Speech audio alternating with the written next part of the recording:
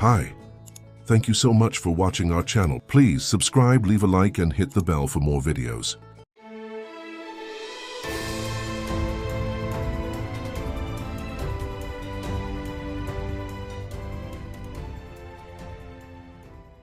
Imagine a young man who had everything that most people could only dream of. A name that carried weight like a crown. A family whose fortune was whispered about in boardrooms and gossip magazines alike. A life that seemed from the outside to be one of endless luxury, privilege, and untouchable status. But deep inside, beyond the perfectly tailored suits, the chauffeured cars, and the extravagant vacations, lived someone restless. Someone who felt, despite being surrounded by all that wealth, oddly hollow. Someone who wondered if he was ever truly seen for who he was, or only for the power his last name represented. He had grown up in mansions where marble staircases twisted like sculptures, where chandeliers sparkled above dinners that tasted of perfection, yet never of warmth. He had been educated in elite institutions, where even the students wore arrogance like uniforms, and friendships were often measured in investments rather than sincerity. But in those glittering halls of privilege, he always felt like a guest rather than a resident, like he didn't quite belong to the world everyone expected him to embrace without question. One evening at a family gala where champagne flowed like water and laughter echoed off the ceilings, he overheard two business associates of his father speaking. They weren't speaking about the markets or mergers or the endless numbers his family's empire lived upon.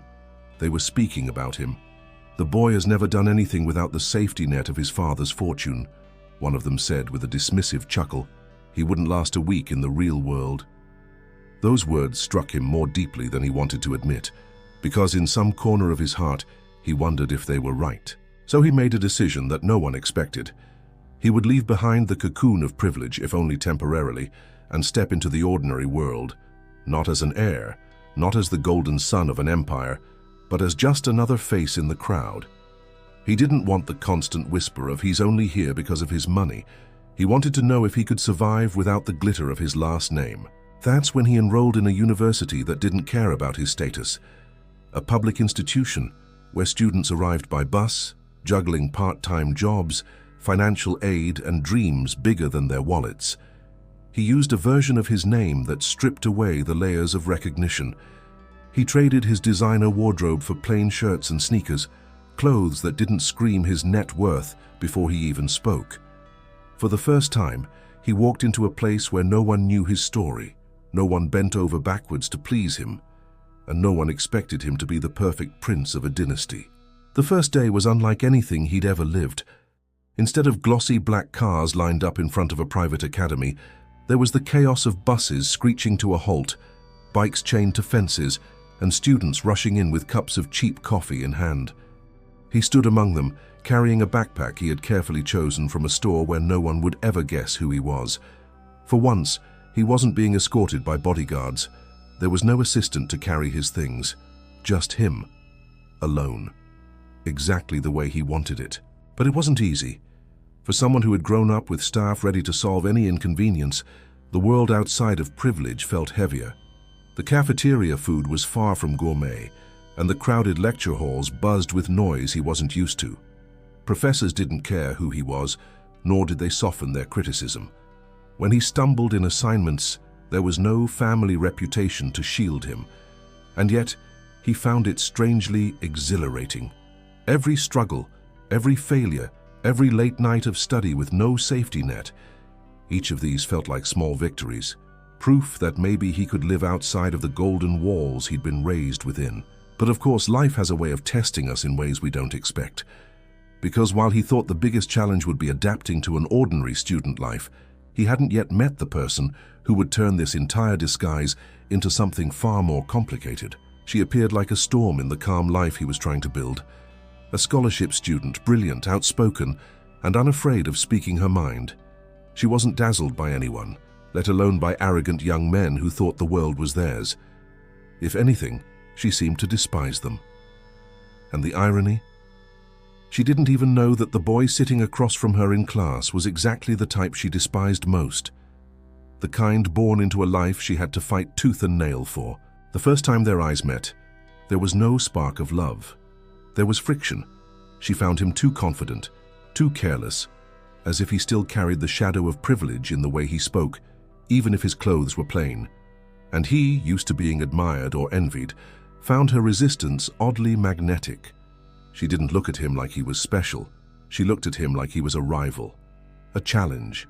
And maybe that's what intrigued him most, because for the first time, someone wasn't treating him like a prince in disguise. She was treating him like just another boy she wasn't impressed with. And that made him want, more than ever, to prove himself, not just as someone capable of surviving in the real world, but as someone who could break through the walls she had built around her heart. What he didn't realize yet was that this disguise, this experiment in normalcy, was about to lead him into the most dangerous territory of all. Not exams, not the crowded dorms, not the cafeteria food, but love. A kind of love that would challenge everything he thought he knew about himself, about her, and about the two different worlds they came from. Because pretending to be ordinary might have freed him from the weight of his last name. But it also tied him into a game where lies and truths blurred, where every glance carried risk, and where falling in love could mean losing everything, both for him and for the one girl who swore she'd never fall for someone like him. And that was only the beginning. University life had already been strange enough for him. The crowded hallways, the endless lectures, the small dorm room that smelled faintly of instant noodles and ink. But nothing unsettled him quite like her, the girl who seemed determined to challenge him at every turn. Their first true collision happened in the most unremarkable setting, a classroom filled with the buzz of students, flipping through notebooks and waiting for a professor who was notoriously late. He sat near the window, his posture relaxed, trying to blend in. Though years of being raised in a world where confidence was second nature made it hard for him to fade completely.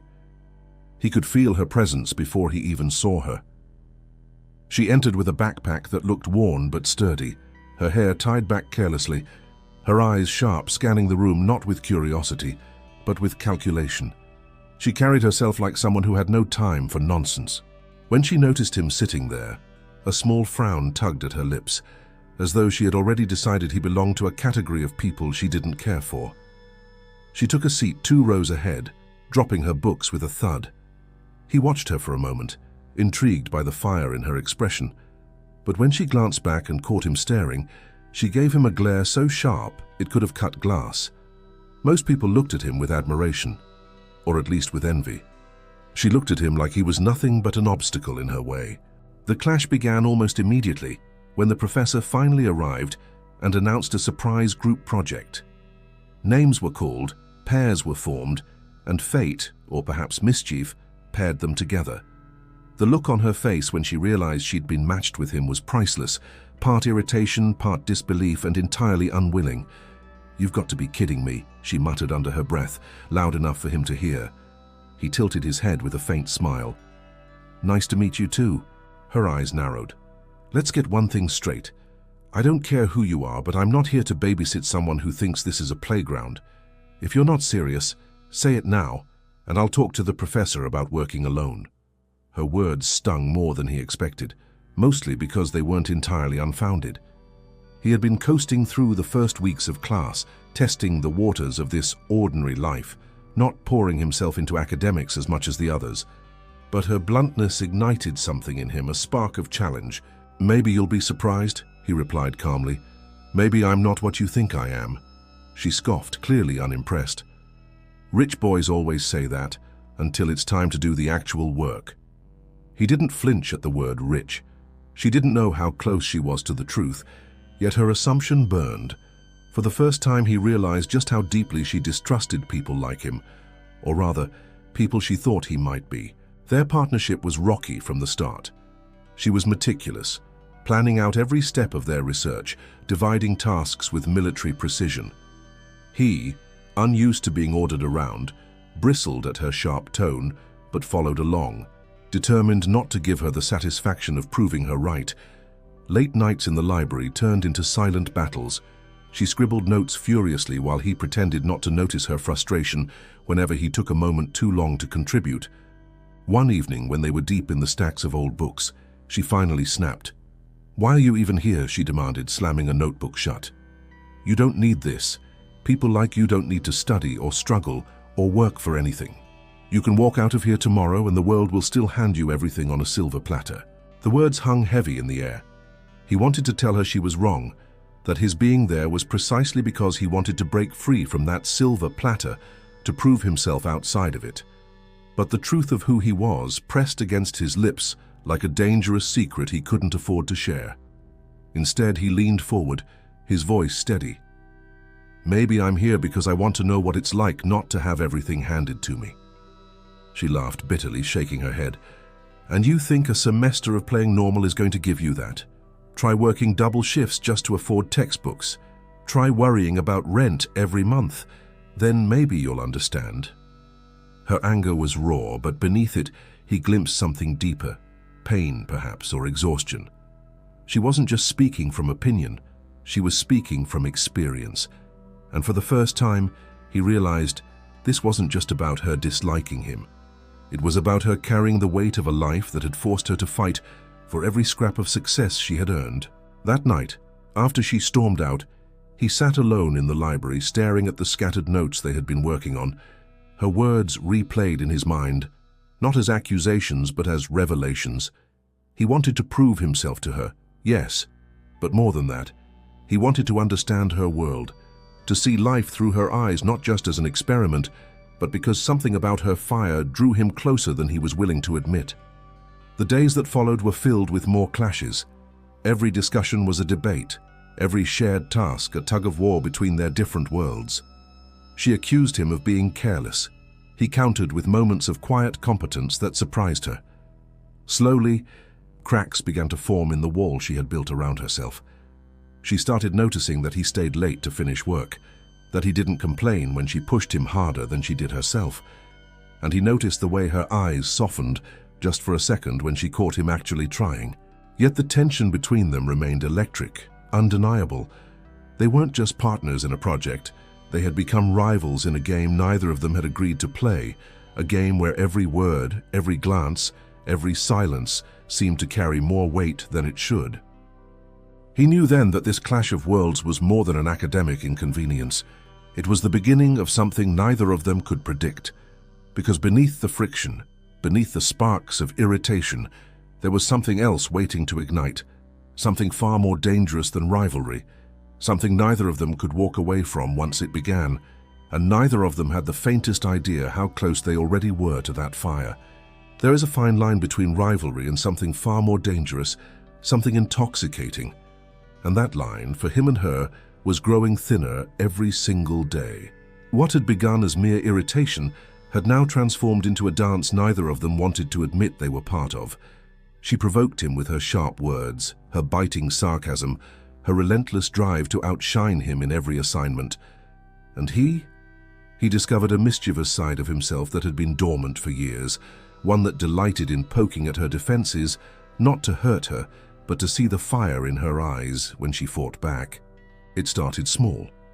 In class, when she raised her hand to answer a question, he would interject with a comment just sharp enough to challenge her, just enough to make her glance at him with that mixture of annoyance and reluctant respect. He wasn't trying to humiliate her. He was trying to draw her out to watch her spirit blaze. And she gave as good as she got. During their group project meetings, she would roll her eyes dramatically whenever he suggested an idea, even if it wasn't bad. "That's cute," she would say with a mocking smile, scribbling her own version of the plan. Her words stung less and less as time went on, because he realized something remarkable. She wasn't dismissing him entirely. She was engaging with him. She was acknowledging him. One afternoon, they were assigned to present part of their research in front of the class. She had insisted on preparing the slides, but he had snuck in one of his own, just for fun. As she clicked through her meticulous, perfectly organized presentation, suddenly a photo appeared. A picture of a prince from a storybook, crown slightly crooked, grinning in that exaggerated, cartoonish way. Underneath it, bold letters read, "Every project needs a prince." The classroom erupted in laughter. She froze, her cheeks turning crimson. Then she slowly turned her head toward him, her eyes flashing like daggers. But instead of lashing out, she smirked, a dangerous, playful smirk that told him he had just crossed into new territory. "Congratulations," she whispered as they left the class later, her voice low but brimming with challenge. "You just declared war." And war it became. From that moment on, their interactions transformed into a series of escalating provocations. He began leaving little sticky notes in her notebooks. "Try not to look so serious today." She countered by scribbling corrections in red ink over his essays, writing things like, "Is this your best? I expected more." He teased her by showing up late on purpose, just to watch her fume, and she retaliated by giving him impossible amounts of extra work, since you clearly have time to waste. But beneath the barbs and playful cruelty, there was something neither could deny. They were drawn to each other. Every argument left them breathless, every eye roll carried a secret smile, every insult hid an unspoken affection neither of them dared voice. One evening, their project demanded they spend hours in the library together. They sat across from one another, the tables scattered with papers and empty coffee cups. She was focused, scribbling furiously, but he leaned back, watching her with that infuriatingly calm expression. "Stop staring at me," she muttered without looking up. "Can't help it," he replied casually. "You're more entertaining than these dusty books." She snapped her gaze to him, lips pressed into a thin line. "You really are impossible." He leaned forward, his smile softer this time. "And yet, you haven't walked away." Her eyes lingered on his a moment too long. For the first time, her usual retort didn't come. Instead, she looked down, cheeks warming, her pen moving aimlessly across the page. And in that silence, something shifted between them. The provocations didn't stop, but they began to carry a different energy, less like enemies trying to break each other down, more like two people dancing on the edge of something dangerous and sweet. Their classmates noticed it too. Whispers spread. Are they fighting or flirting? The truth was, neither of them knew for certain. One rainy evening, when the library was about to close, they found themselves stranded under the same awning, waiting for the storm to pass. The air was heavy with tension. He shoved his hands in his pockets, glancing sideways at her. "You're quiet," he said. "Don't get used to it," she shot back, though her voice lacked its usual sharpness. Raindrops pounded the pavement, and for a moment they just stood there in silence. He felt the pull stronger than ever, the urge to say something real, something vulnerable. But instead he smirked, masking his heart with yet another provocation. "You know," he said lightly, "for someone who claims to despise me, you spend an awful lot of time with me." She turned to him, rain misting her hair, eyes narrowing. But there was no real anger there, only a flicker of something she didn't want to admit. "Don't flatter yourself," she said, her lips curving into the faintest smile. "You're just a project I can't afford to fail." But they both knew that was a lie, because by then, their games of provocation had become more than rivalry. They had become the language of a connection neither of them had expected, a dangerous, thrilling connection that would only grow harder to resist. And the closer they danced to that invisible line, the closer they came to discovering the truth, that love sometimes hides itself not in gentle whispers, but in sparks, in battles, in the very fire that once threatened to consume them both. And once the flame had been lit, there would be no going back. Secrets are heavy things. They sit quietly in the background, unseen, unheard, but always present like shadows that grow longer with every setting sun. And for him, the air, pretending to be ordinary, the secret of who he truly was, became heavier each day he spent beside her. On the surface, life at the university looked simple enough. He attended lectures, scribbled notes, stayed late in the library. He laughed when his classmates joked about their empty wallets, though he had more money in a single account than they would ever see in their lifetimes. He carried a backpack that looked just as worn as everyone else's, lived in a dorm room stripped of luxury, and ate the same tasteless cafeteria food. But beneath the surface, his life remained tied to another world, the world of private jets, boardrooms, and bank accounts, with more zeros than most could imagine. He thought he could balance the two lives, keep them separate and never let the lines blur. But she made that impossible. The scholarship student who despised privilege had become the most important part of his days. Every argument, every teasing exchange, every lingering silence, it all tied him closer to her. But with each passing moment, the weight of his secret pressed harder against his chest, because if she ever discovered who he truly was, everything between them would collapse. She wouldn't just be angry, she would feel betrayed, and perhaps she would walk away forever. The first crack in his disguise appeared one morning, small but dangerous. They were sitting in the cafeteria, books spread out between them as they prepared for yet another class presentation. She pulled out her phone, scrolling through the news, and her brow furrowed. "Of course," she muttered. "Another story about that family again? Do you know them? The ones who own half the hotels in the country? They're disgusting. Billions in their pockets while students like us can barely afford rent." He froze. The article she was reading wasn't just about a family. It was about his family. His father's latest acquisition. His family's fortune. His name printed in bold letters across the screen. She didn't notice his silence at first, but when she looked up, she caught the flicker of tension in his eyes.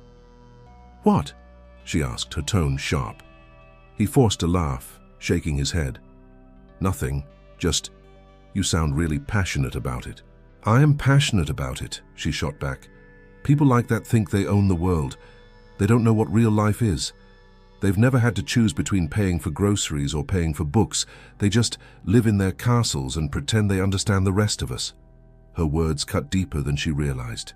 He lowered his gaze, hiding the storm behind his eyes.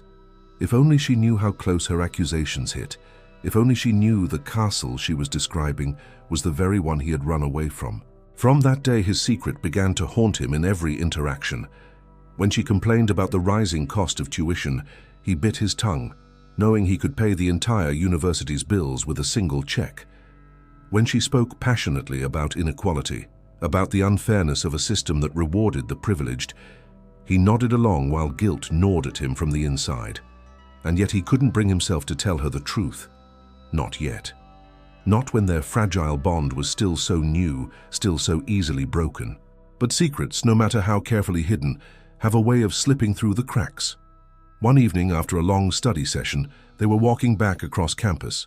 She shivered in the cold, hugging her jacket tightly around her. Without thinking, he shrugged off his own coat.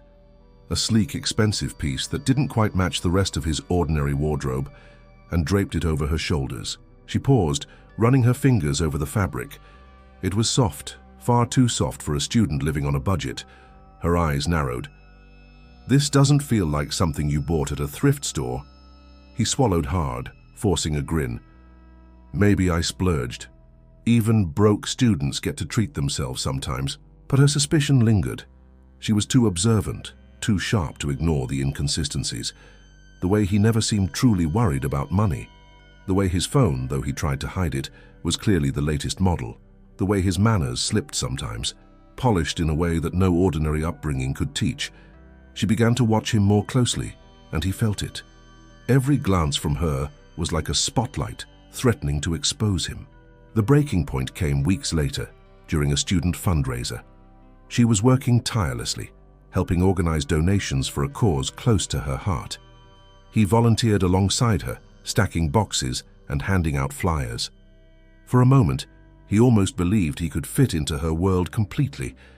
But then a black car pulled up, a sleek, expensive model that didn't belong anywhere near a student event. A man in a suit stepped out, carrying an envelope. He handed it directly to him, murmuring something too quiet for her to hear. Before he could stop her, she caught sight of the crest stamped on the envelope.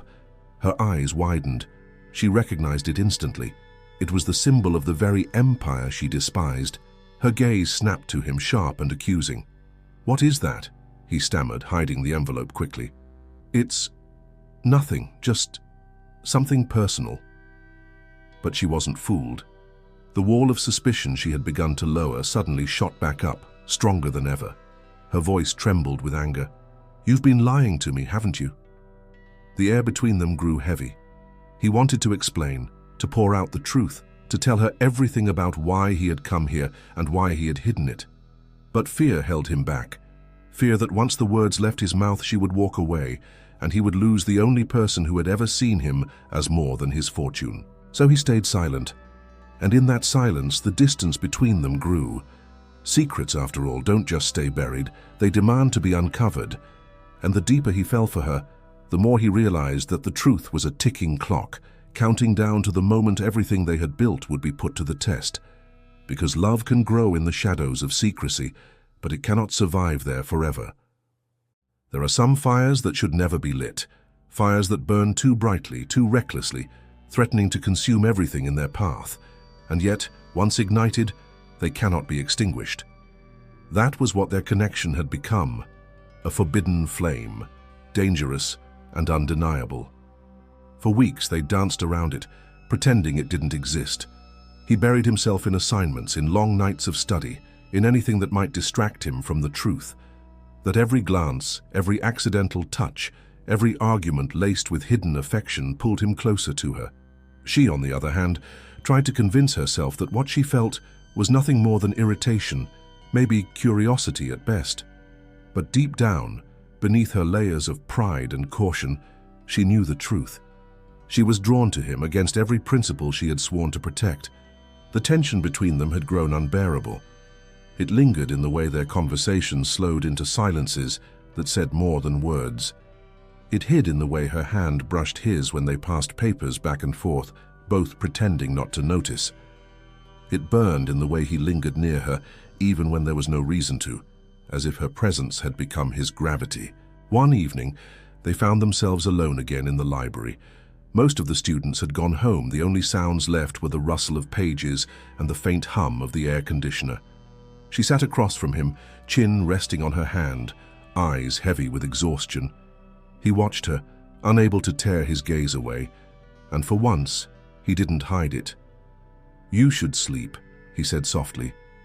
"And let you take all the credit for this project?" she teased, her voice weak, but carrying that familiar edge. He smiled faintly, but his expression softened. "You work too hard." Her eyes flicked up to meet his, and for a long moment, neither of them spoke. The silence stretched, thick with something unspoken. She felt her chest tighten, her heart quickening, and it terrified her. This wasn't supposed to happen. She wasn't supposed to feel anything for him, not when she didn't even fully trust him, not when he still carried secrets he refused to share. She tore her gaze away, shutting her notebook abruptly. "I should go." But when she stood, he stood too. Their hands brushed as they gathered their books, and this time neither pulled away. Electricity sparked in the small space between them, so strong it was almost unbearable. She looked up at him, her lips parting as if to speak, but no words came. He took a slow step closer, his voice low. "Why do we keep pretending?" Her breath caught. "Pretending what?" "That this, whatever this is between us, doesn't exist." Her heart pounded, every instinct screaming at her to push him away, to deny it. But her body betrayed her, leaning ever so slightly closer. She whispered, almost too quietly to hear, "Because it's a mistake." And then, silence. Silence so heavy, it felt like the world itself had paused. His eyes searched hers, full of conflict and longing, until finally he spoke the words she had been trying so desperately to avoid. "Maybe the best mistakes are the ones we can't walk away from." The space between them vanished. His hand brushed against her cheek, tentative at first, as if asking for permission. She didn't pull back. And in that fragile, stolen moment, their lips met. The kiss was not gentle. It was fire. It was years of restraint crumbling in an instant, weeks of hidden tension exploding into something unstoppable. She clutched his shirt, pulling him closer, even as her mind screamed at her to stop. He held her like she was the only thing keeping him anchored, his secret, his disguise, his entire double life forgotten in the heat of that single touch. When they finally broke apart, both were breathless. Her eyes were wide, filled with fear and desire all at once. This can't happen," she whispered. But he shook his head, his forehead resting against hers. "It already has." From that night on, everything changed. They tried desperately to return to the way things were, to bury the flame beneath layers of denial. But it was useless. The fire had been lit, and it consumed them in every glance, every touch, every stolen moment. They began to meet in secret, Study sessions that turned into whispered conversations in dark corners, walks across campus that lingered too long in the shadows, a hand brushing hers under the table, hidden from sight, but carrying the weight of all they couldn't say out loud. And yet, for all the sweetness, the danger never left, because she still didn't know who he really was, and he knew that if she ever found out, their fragile flame might be extinguished in an instant. Still, neither of them could stop. One rainy night, they ended up running together across campus, laughing as the downpour drenched them. They found shelter under a tree, breathless, soaked, and exhilarated. She looked at him, rain dripping down her face, her laughter fading into something softer. He tucked a strand of wet hair behind her ear, his touch tender, and in that moment, she saw him not as a rival, not as a mystery, but as someone who made her feel alive in ways she had never known. It was reckless, it was dangerous, it was forbidden, but it was theirs. And though neither dared to say it out loud, both knew the truth. This flame would not go out easily. It would burn, bright and wild, until the truth finally tore it apart, or until they decided to risk everything for it. Because love, when born in secrecy and defiance, is never quiet. It's a fire, and they were already standing in its heart. Every secret has an expiration date. No matter how carefully hidden, no matter how deeply buried, truth always finds a way to rise to the surface. And for him, the walls he had built around his double life were beginning to crack. For weeks, he had lived in two worlds. By day, he was just another student, rival, partner, reluctant friend, forbidden flame. But when night fell, when no one was watching, he returned to the other life he could never explain. The world of power, of expectations, of a name that carried too much weight and too many shadows. He had always believed he could keep the two apart, that he could be with her, feel alive with her without letting the truth contaminate what they had built. But the more time they spent together, the more dangerous that illusion became. She wasn't just a distraction anymore, she wasn't just a mistake. She had become his anchor, his light, the one person who made the weight of his secret bearable, and she deserved the truth. But telling her meant risking everything, because if she knew who he really was, if she discovered the lies he had told, the walls he had built, she might never forgive him. And losing her was a thought he couldn't bear. The breaking point came on an ordinary afternoon. They had been studying together in the library when her phone buzzed. She frowned, her eyes narrowing as she read a message. Then, slowly, she turned the screen toward him. It was a news article, a headline with his name, his real name. Her voice was quiet, almost trembling. "Is this you?" The world seemed to stop. His throat tightened, his pulse thundered in his ears, and for a moment he considered lying again, pretending, deflecting, denying. But her eyes left no room for escape. "Yes," he whispered. The silence that followed was louder than any storm. She stared at him as if she no longer recognized the person in front of her. "You lied to me," she said, her voice breaking. "I didn't want you to see me that way," he pleaded. "I wanted you to see me as just me." "Just you?" Her laugh was bitter, wounded. "You've been living a lie since the moment we met. Every word, every moment. It was all fake." "No." His voice cracked, raw with desperation. "It wasn't fake. Not with you. Never with you." Her eyes shimmered with tears, but her expression hardened. "How am I supposed to believe that?" For the first time, he saw her step back, not physically, but emotionally, retreating into a place he couldn't follow, and it terrified him. That night, he couldn't sleep. The rain outside hammered against his window, and every drop sounded like a reminder of what he stood to lose. He had always been good at carrying the weight of expectations, at living behind masks and shadows. But now, for the first time, he wanted something real. He wanted her. The next day he found her on campus. She tried to walk away, but he stopped her, his voice firm, steady. "Please, if you never believe another word I say, believe this. I never meant to hurt you. I never meant to lie. Everything I feel for you, it's real, and if I have to give up everything else to prove it, I will." Her breath caught, her eyes searching his face for the truth. "You'd give up your world for me?" "Yes." His answer came without hesitation. because without you, that world means nothing. It was the moment of choice. Two worlds pulling him in opposite directions, one of power, legacy, duty, the other of honesty, vulnerability, love. He couldn't live in both forever. He had to decide, and so did she. Because loving him meant stepping into the fire with him, risking betrayal, pain, and a life far more complicated than she had ever imagined. For days, they drifted apart, both consumed by doubt. But love has a way of surviving in the quiet spaces, in the memory of laughter shared under the rain, in the warmth of a hand once held in secret, in the fire of a kiss that refused to fade. One evening she found herself back in the place where it had all begun, the library.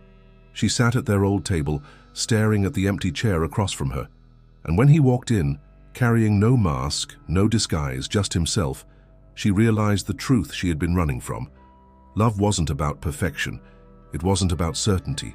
It was about choosing even when the risks were terrifying, choosing even when the world threatened to tear them apart. He sat across from her, his voice barely above a whisper. "If you'll let me, I'll choose you. Every time." Her chest ached, her heart racing, and for a long moment, she said nothing. Then, slowly, she reached across the table and took his hand. "I don't know what the future holds," she admitted, "but I do know this. I'd rather face the fire with you than spend my life wondering what might have been." And just like that, the choice was made.